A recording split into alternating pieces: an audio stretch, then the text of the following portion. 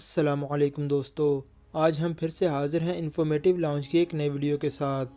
دوستو، پاکستان میں اسلامی صدارتی نظام نفاذ عمل میں لایا جائے، یہ مطالبہ آج کل زبان زد عام ہے، یہاں تک کہ اپوزیشن جماعتوں کی بے چینی اور صدارتی نظام کے خلاف بیانات سے اندازہ لگایا جا سکتا ہے کہ اندرون خانہ کچھ اہم چل رہا ہے۔ دوستو، مطالبہ تو سب کا ہے کہ صدارتی نظام ہی لایا جائے، لیکن یہ جاننا بھی ضروری ہے کہ صدارتی نظام ہے کیا اور اس وقت اس نظام کے نفاذ کی ضرورت کیوں ہے۔ تو آئیے آج ہم آپ کو بتاتے ہیں۔ دوستو، اگر ہم تاریخ اٹھا کر دیکھیں تو پاکستان میں نصف دور حکومت میں آمریت اور نصف میں جمہوریت رہی، لیکن جب نتائج کی بات کریں تو جو تباہی ہمارے ملک نے جمہوریت میں دیکھی وہ آمرانہ دور کے پاس بھی بھٹکتی نظر نہیں آتی۔ ہم آمریت کی حمایت نہیں کر رہے، مگر آمریت کا دور جمہوریت سے بہتر رہا کیونکہ آمریت میں صدارتی دور رہا۔ جمہوری حکومتوں میں ملکی مفادات کے لیے بڑے فیصلے کبھی نہ ہو سکے، کیونکہ جہاں ملکی مفاد آتا، جمہوری لوگوں کی بلیک میلنگ شروع ہو جاتی، کبھی اپوزیشن کے نام پہ، کبھی صوبائیت کے نام پہ، اور یہ کہا جا سکتا ہے جمہوری نظام ویسے ہی چوروں کا، بدماشوں کا نظام ہے، تو ایسے لوگ ملکی مفاد کو پس پشت ڈال کر بکنے میں زیادہ دیر نہیں لگاتے، جبکہ آمریت میں ایسے فیصلے جا بجا دیکھے جا سکتے ہیں۔ مثال کے طور پر پاکستان کا آخری اور بڑا ڈیم تربیلا بنا، جو آمریت کی دین ہے۔ آج بھی ہمارا زیادہ تر انحصار اسی تربیلا ڈیم پر ہے، جبکہ جمہوری حکومتوں نے آمریت کا کارا باغ ڈیم کا منصوبہ متنازع بنا کر ختم کر دیا۔ اس کے علاوہ بھی نواز شریف اور زرداری نے ڈیموں کے منصوبوں کے دہائیوں تک منسوخ کر دیے، جس کا آغاز اب جا کر عمران خان نے کیا، ورنہ 2025 سے 2030 تک ڈیم نہ بنتے تو ہم پانی کی بوند بوند کو ترس جاتے۔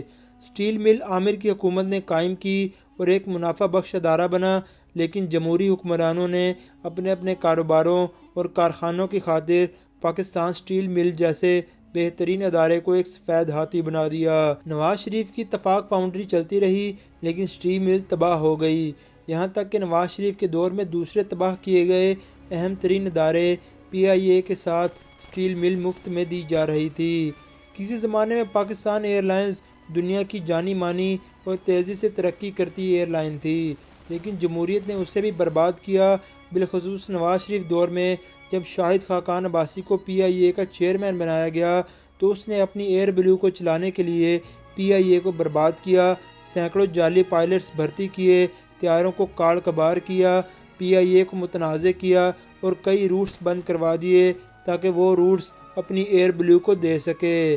اس نے نیو یارک کا روٹ اپنی ایئر بلو کو دینے کے لیے PIA کا وہ روٹ بند کیا، اور جب وہ وزیر اعظم بنا تو اسی روٹ کو اپنی ایئر بلو کے لیے منظوری دلوانے امریکی حکام سے ملنے جا پہنچا، اور پھر اللہ کا کرنا ایسا ہوا کہ پتلون اتروا کر ذلیل ہو کر آیا۔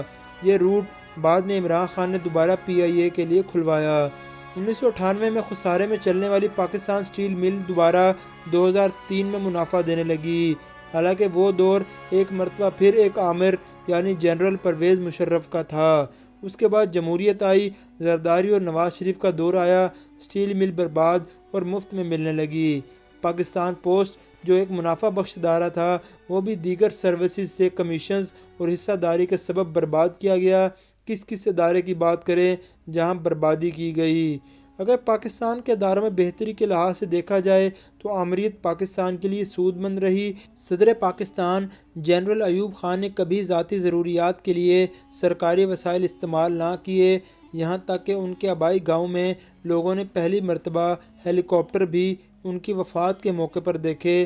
مشرف سمیت دیگر تمام آمران کی ہی آج تک کوئی جائیدادیں ملی، نہ ہی ان کے اہلخانہ عیاشیاں کر رہے ہیں، اور نہ ہی ریاست کو بلیک میل کیا گیا۔